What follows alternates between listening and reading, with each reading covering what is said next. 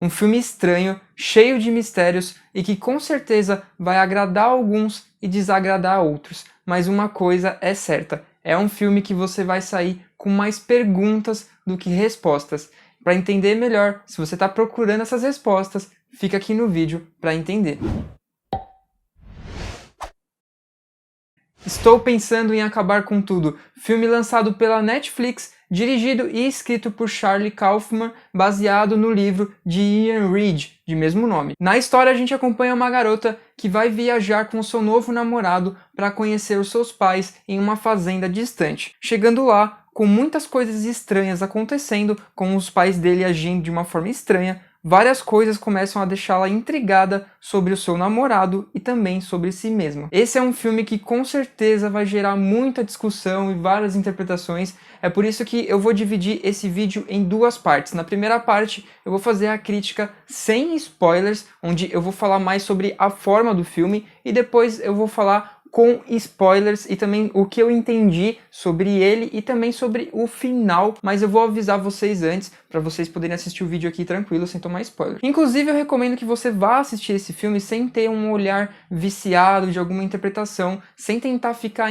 tentando entender ou decifrar o filme, porque é um filme que é muito sobre isso, é sobre o que a gente interpreta a partir dele, que é algo que eu já vou falar daqui a pouco. Então se você assistir aqui a parte sem spoilers, beleza. Mas se você for ver a parte com spoilers antes de ver o filme, saiba que isso pode influenciar na sua experiência, no que você vai absorver do filme, então eu recomendo que você assista a parte do vídeo com spoilers depois que você assistir o filme. Lembrando que essa é a minha interpretação, é a minha leitura sobre o filme dentro do que eu tenho de bagagem. Eu espero que isso, de alguma forma, possa ajudar você se você estiver indo assistir esse filme. Eu revisei o roteiro desse vídeo várias vezes para tentar deixar o mais claro possível o que eu vou explicar aqui e o mais fácil possível de entender, porque ele é um filme difícil, o texto do filme é complicado, por assim dizer, mas de maneira nenhuma eu acho que por isso ele é um filme ruim, muito pelo contrário, ele só tem um formato diferente e é sobre isso que eu quero que vocês entendam aqui com o que eu vou falar. Então, falando um pouco sobre a forma do filme, esse filme tem um formato que pode não ser tão receptivo para a maioria das pessoas, assim como em outros trabalhos do Kaufman também. Ele é um filme denso, às vezes com textos e diálogos muito longos, mas que são interessantes e com várias coisas com significados sutis que vão prendendo a nossa atenção. Mas principalmente porque ele é um exercício sobre a nossa interpretação de filmes e também sobre a interpretação da nossa mente sobre a realidade. Fica aqui que você já vai entender o que eu tô falando. Uma coisa que é legal falar é que os filmes desse cara, o Charlie Kaufman, geralmente tratam de assuntos sobre a mente humana. Ele é um grande roteirista, ele é muito renomado, ele escreveu o roteiro de filmes como O Brilho Eterno de uma Mente Sem Lembranças, Anomalisa e também Quero Ser John Malkovich. Todos eles eu recomendo muito. Inclusive, ele é uma exceção quando se fala de roteiristas, porque as pessoas vão ver os filmes porque tem um roteiro dele, diferente do que acontece geralmente para quem chama atenção é o diretor, né? Mas os roteiros dele geralmente são tão interessantes, principalmente por eles terem umas propostas meio bizarras como esse, e no caso desse filme aqui, é ele quem escreve e também dirige o filme. Desde o começo do filme a gente já vê que tem umas coisas muito estranhas ali e que a gente vai percebendo, e é legal porque pelo menos no início do filme é algo que a gente nota aos poucos e isso vai mantendo o nosso interesse ali no que está acontecendo. Mas uma das primeiras coisas que a gente pode notar é que tem algo estranho na forma do filme. Por exemplo, logo no começo tem essa cena, não é spoiler, tá? Onde a garota vai entrar no carro e ela cumprimenta o namorado dela e tudo mais, e a câmera tá dentro do carro, a gente tá vendo a visão de dentro do carro, mas a gente ouve o som como se a gente estivesse do lado de fora do carro, aquele som abafado. E quando a câmera tá fora do carro, né, e a gente vê o carro andando na rua,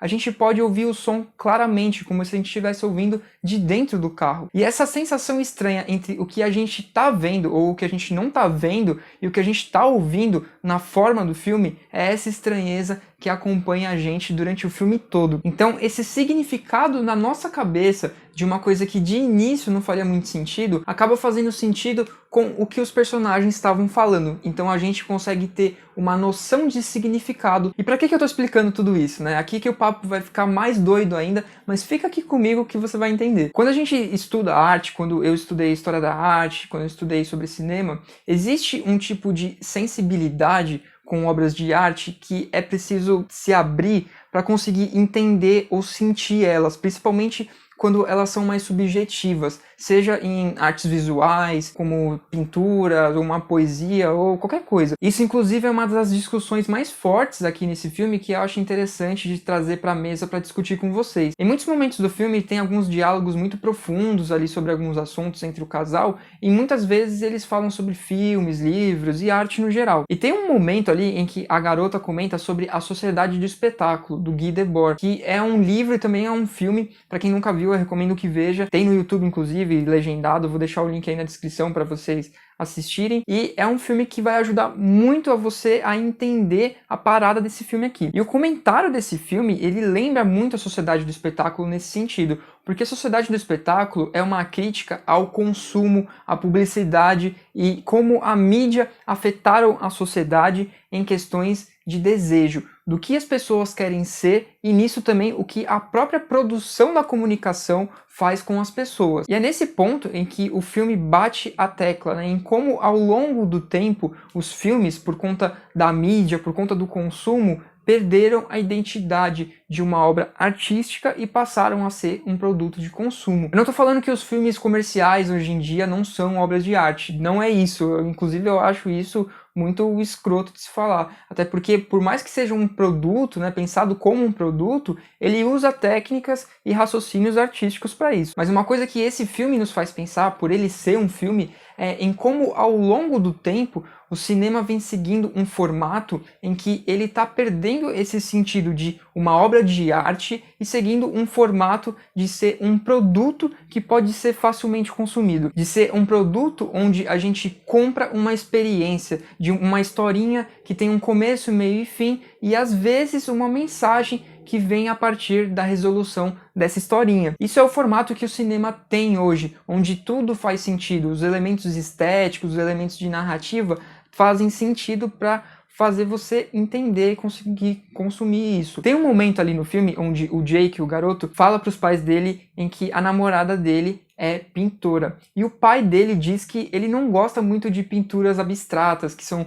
muito subjetivas, ele gosta mais daquelas pinturas que são mais realistas, né? Uma arte mais objetiva. E ela fala que ela gosta muito de pintar paisagens, né? E que mesmo você pintando uma paisagem, que é algo mais objetivo, você pode transmitir algo, uma sensação de tristeza, por exemplo, e que esse é o grande desafio da arte. E durante o filme a gente vê que em muitos momentos ele cita, por exemplo, outras coisas que são expressões de arte mais subjetivas, como poesia, como a literatura e até a dança, em um determinado momento ali do filme. Ou quando eles estão falando sobre artes visuais, com pinturas abstratas, como eu falei. E é por isso que eu estou trazendo essa discussão aqui sobre o assunto e o formato do filme, porque isso tem muito a ver com como a nossa mente trabalha, principalmente na nossa percepção de uma obra de arte como um filme, por exemplo. Eu vou dar um exemplo para vocês para ficar mais claro o que eu estou falando. A nossa mente, ela tá o tempo todo tentando enxergar um sentido naquilo que a gente está vendo, ouvindo ou percebendo. Quando a gente olha para as nuvens, por exemplo, a gente enxerga um formato de um porco, a gente sabe que aquilo não é um porco, mas o nosso cérebro faz essa associação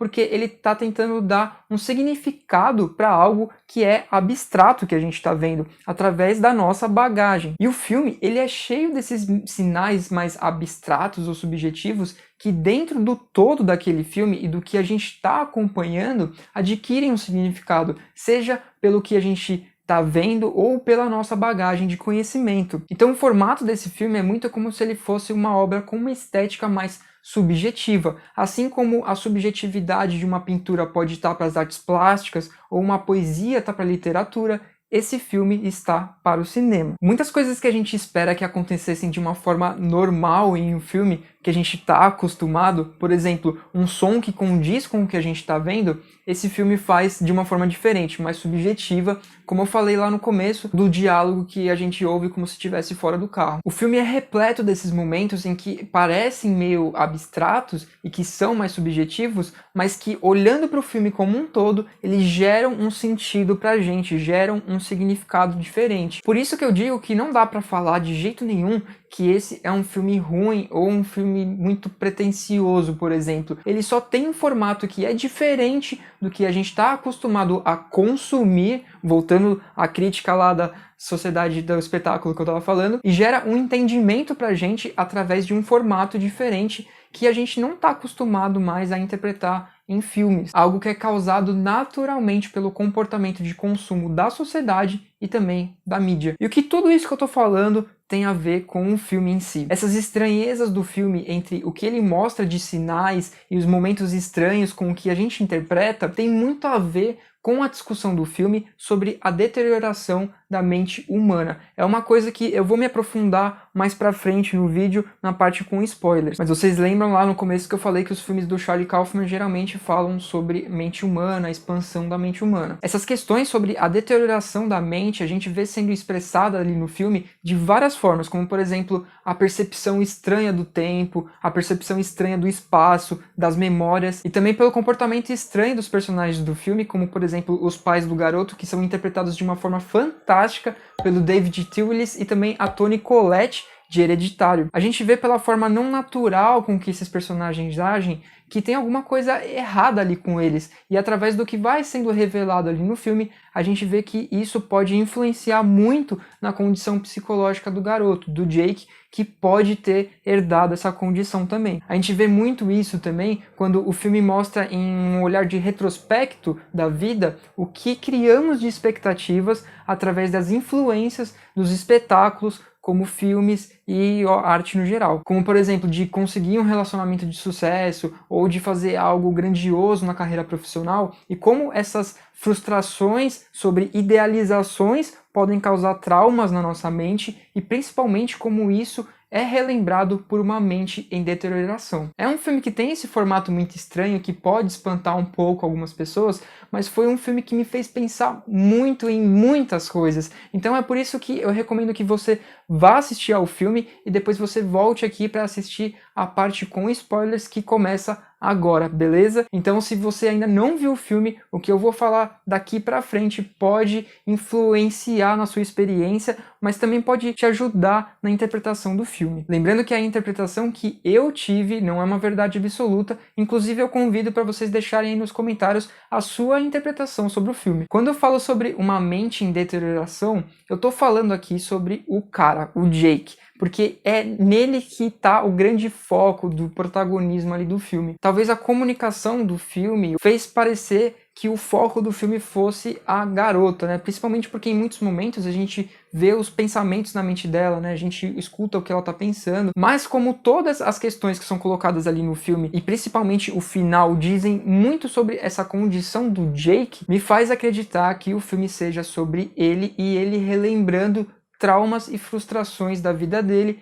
em seus últimos momentos de vida. Em vários momentos do filme a gente vê que os pais do Jake têm alguns problemas mentais que são comuns no fim da vida, né? Como o pai do Jake ali tá começando a ter Alzheimer, ou a mãe dele também que tá dando vários sinais de ter algum tipo de demência. E a gente sabe, e inclusive isso é citado no filme pela garota, que isso é algo genético, né? Ou seja, se seus pais tiveram esse tipo de problema, é muito provável que o Jake também possa ter esse tipo de problema. Inclusive ele dá alguns sinais ali durante o filme, em alguns momentos em que ele se descontrola, ele fica meio nervoso com algumas coisas pequenas, e toda essa estranheza estética do filme também pode estar associada a esse problema de uma demência. É como se a gente estivesse vendo a realidade ou a lembrança daquela realidade através de uma mente com uma doença mental. Isso a gente consegue enxergar porque dá para fazer várias relações entre os sintomas de demência com coisas que a gente vê no filme, como por exemplo, a perda de memória, dificuldade para encontrar e utilizar palavras certas, no caso da mãe do Jake ali, ou pensar de uma forma abstrata, que a gente vê muito na estética desse filme, né? E também entender a linguagem, reconhecer pessoas e objetos, como por exemplo, quando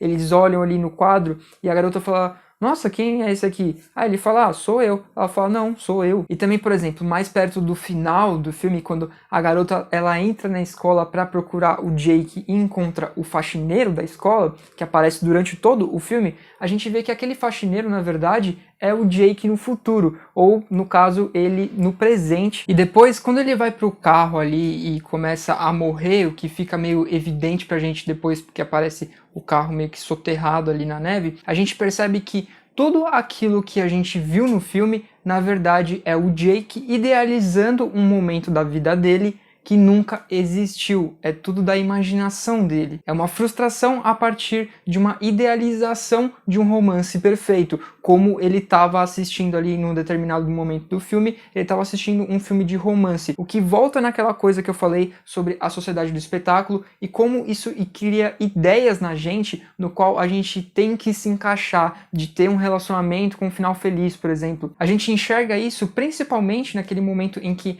a garota está falando pro faxineiro sobre o Jake, em que ela fala que o Jake era simplesmente um esquisitão que estava olhando para ela no bar e que tudo aquilo no filme era simplesmente uma idealização da cabeça do Jake sobre um possível relacionamento com aquela garota. Ou seja, aquele relacionamento deles nunca existiu. Tanto que durante o filme, o nome da garota nunca é citado, porque ele não sabe o nome dela. E também quando a gente vê o personagem ali numa espécie de peça de teatro, onde ele encena como se estivesse recebendo um prêmio por um grande feito, a gente vê que isso, na verdade, são as frustrações dele, em que ele está enxergando ali no fim da vida dele, idealizadas como um espetáculo. E esses momentos de encenação deixam muito claro como tanto a realização profissional e também a realização amorosa para ele são frustrações que marcaram muito ele, né? Porque a gente vê ele ali falando sobre uma realização profissional ali na encenação, mas a gente vê que ele está trabalhando como um faxineiro. A gente vê que